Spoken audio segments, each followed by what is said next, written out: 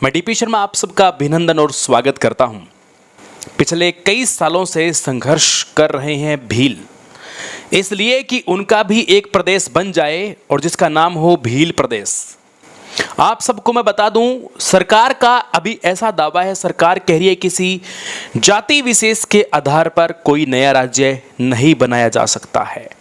मैं सरकार को कहना चाहता हूं कि भील एक जाति नहीं है। पहली बात तो ये, भील एक बड़े समुदाय का नाम है जिसके अंदर विभिन्न प्रकार की गोत्र होती है और जिनकी संख्या आज पूरे भारत में लगभग 2 करोड़ से भी ज्यादा बताई जा रही है। और ऐसा 2014 में हुआ है। एक तेलंगी बहुल्य प्रदेश जहां पर तेलंग बहुल ज्यादा रहता है और उन तेलंगियों के आधार पर एक नए राज्य का गठन 2014 के जून में हुआ है। तो वो कैसे हो गया? केंद्र सरकार को आर्टिकल 3 के तहत पूरा अधिकार है, वो नए राज्य का गठन कर सकते हैं। उसका आधार सांस्कृतिक, भौगोलिक और किसी भी भाषाई आधार पर भी वो कार्य हो सकता है। केंद्र सरकार के पास ये ताकत है, वो एक नए राज्य का गठन भी कर सकते हैं। तो ये तो सरकार पल्ला नहीं झाड़ सकती है कि नया राज्य नहीं बन सकता। नया राज्य बन सकता है, आपके संविधान का आर्टिकल नंबर 3 बोल रहा है। और 2014 2 जून को आपने एक नए राज्य के 29वें राज्य का गठन किया है, उसका नाम तेलंगाना है। आंध्र प्रदेश से आपने अलग किया और आंध्र प्रदेश से अलग करके आपने इस प्रकार से एक 13 जिले जिसके अंदर दिए गए थे तेलंगाना के अंदर। 23 जिले उस टाइम टोटल आंध्र प्रदेश में हुआ करते थे और उसमें से 13 जिले आपने कुल तेलंगाना को दिया और 10 साल तक का प्रोसेसिंग कार्य भी रखा। दोनों स्टेट की कंबाइंड राजधानी हैदराबाद रखी और वर्तमान में सकुशल संचालन है और उस तेलंगाना की राजधानी वर्तमान में हैदराबाद है प्रॉपर रूप से। तो बन सकता है, सरकार यदि ऐसा पल्ला नहीं झाड़ सकती है, ये ऐसा नहीं कह सकते नहीं होगा, क्योंकि आपने किया है। हम उसी के आधार पर बता रहे हैं। दैनिक भास्कर जो देश की सबसे बड़ी मीडिया के रूप में उभरती हुई मीडिया है, ये कोई लोकल मीडिया नहीं है। दैनिक भास्कर की रिपोर्ट, कुछ एक्सपर्ट्स का दावा है, राजकुमार रोत जो बीएपी भारत आदिवासी पार्टी के नेता हैं और सांसद है दक्षिणी राजस्थान में, उन्होंने लगातार इसके लिए आवाज उठाई है और आदिवासी बहुल्य के लोग भील प्रदेश बनाने के लिए मानगढ़ धाम में लगातार 17 जुलाई को एकत्रित हो रहे हैं। मानगढ़ धाम में एक विशाल महासंघ रैली, एक सांस्कृतिक रैली का आयोजन यहां पर कर रहे हैं और ये रैली जो होती है ये सिर्फ एक प्रदेश की मांग को लेकर है, इसके साथ कुछ और अन्य मांगे भी इनकी है। जैसा कि आप देख सकते हो, 4 राज्य, जिन 4 राज्यों में सबसे पहले राजस्थान का दक्षिणी इलाका लगभग, मध्य प्रदेश, महाराष्ट्र और गुजरात, इन 4 राज्यों से 49 जिले मिलाकर एक नया प्रदेश बनाया जाएगा और उस प्रदेश का नाम भील प्रदेश होगा। ट्राइबल एरिया में 5वीं अनुसूची लागू की जाए। 5वीं और 6ठी अनुसूची वो है जो भारत के अंदर स्पेशल जनजातियों को अधिकार देती है। 5वीं अनुसूची में कुछ राज्य हैं पूर्वी भारत के, मणिपुर, नागालैंड जैसे, उनको अधिकार नहीं है। उनके विशेषाधिकार 6ठी अनुसूची में लागू दिए गए हैं। तो जो 5वीं अनुसूची सरकार जिन जनजातियों को अधिकार देती है वो धरातल पर प्रॉपर लागू की जाए, ये दूसरी विशेष मांग इसके अंदर रखी जाती है। जनसंख्या के अनुपात में आदिवासी समाज को आरक्षण दिया जाए।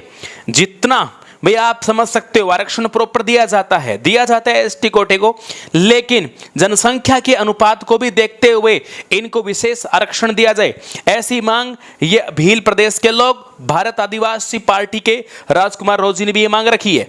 बेनेश्वर की, ये बड़ा काम का बिंदु है, बेनेश्वर की 80% भूमि आदिवासियों के नाम करें, जो जंगल के नाम है, जो सरकारी फॉरेस्टर के अंदर आती है और जहां पर कई सालों से, जिनकी कई पीढ़ियां उस जगह पर बीत गई, उनके अभी तक भी दस्तावेज नाम नहीं है। वो जमीन उन वहां के किसानों के नाम नहीं है, उन भील आदिवासियों के नाम नहीं है। तो बनेश्वर के आसपास, यानी डूंगरपुर की बात चल रही है, ये डूंगरपुर माही नदी का बेल्ट, बनेश्वर की 80% भूमि आदिवासियों के नाम की जाए, यह सरकार से एक विशेष मांग इसके अंदर रखी जा रही है। जगपुरा, भूकिया, बांसवाड़ा, आपको बता दूं अपने राजस्थान के अंदर दो तीन बड़े पॉपुलर एरिया, एक केसरपुरा है, केसरपुरा जहां पर हीरे की खान है, एक आनंदपुर भूकिया है, इसके पास एक आनंदपुर कस्बा भी पड़ता है, एक जगपुरा है, एक आनंदपुर है और भूकिया है, यह बांसवाड़ा में पड़ता है। यहां पर सोने की खदान है। हालांकि भारत में सर्वाधिक सोना जो है वो कर्नाटक के अंदर उत्पादित होता है। कर्नाटक में कोलार की खान है जो सबसे बड़ी खान है। अफ्रीका महाद्वीप, ऑस्ट्रेलिया महाद्वीप में भी बड़ी बड़ी खानें हैं। राजस्थान का बांसवाड़ा इलाका, लोग सोचते हैं राजस्थान के अंदर केवल डेजर्ट होगा, उनको बता देना चाहता हूं राजस्थान में यहां पर गोल्ड, सोने का भी उत्पादन किया जाता है। सोने की खदानें, नीलामी जो होती है उसको निरस्त किया जाए, नीलामी होती है, जमीन जंगल को साफ कर दिया जाता है और वहां पर गोल्ड माइंस को खोदने के लिए वहां पर पूर्णतः तहस नहस कर दिया जाता है, जो बिल्कुल सही बात नहीं है। प्रकृति को नुकसान पहुंचाया जाता है। जनगणना में आदिवासी धर्म कोड का कॉलम अलग से जोड़ा जाए। 9वां कोड पहले 1961 से पहले हुआ करता था, वो कॉलम हटा दिया गया है, उसको ऐड कर दिया जाए। इस प्रकार की लगातार मांग रखी जाती है। 20 बड़ी मांगे राजकुमार जी रौत ने रखी थी और ये मांग है द्रौपदी मुर्मू जब आए थे उनके सामने भी बहुत सारी मांगे रखी थी, लेकिन हमारे भारत के राष्ट्रपति आदिवासी होने के बावजूद आदिवासियों के लिए खुलकर बोलते नहीं हैं, उनका समर्थन करते नहीं हैं। ऐसा क्यों है ये मुझे नहीं पता, आप कमेंट करके ज़रूर बताएं।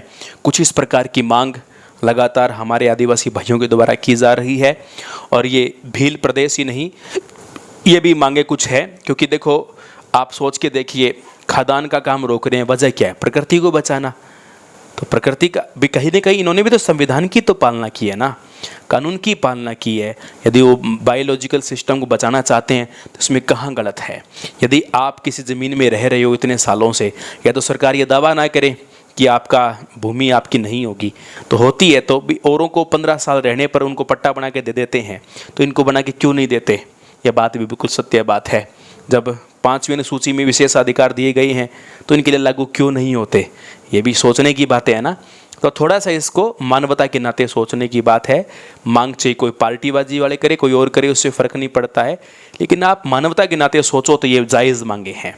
तो इस प्रकार की बात है। बाकी आप अपने स्वतंत्र हो अपने विचार रखने के लिए। प्रत्येक व्यक्ति अपना विचार इसके अंदर रखेगा और विचार रखकर मुझे बताएंगे क्या जो मैंने बात बोली बिल्कुल सत्य है। मिलते हैं नए सेशन के साथ। जय हिंद, जय भारत, जय जोहार।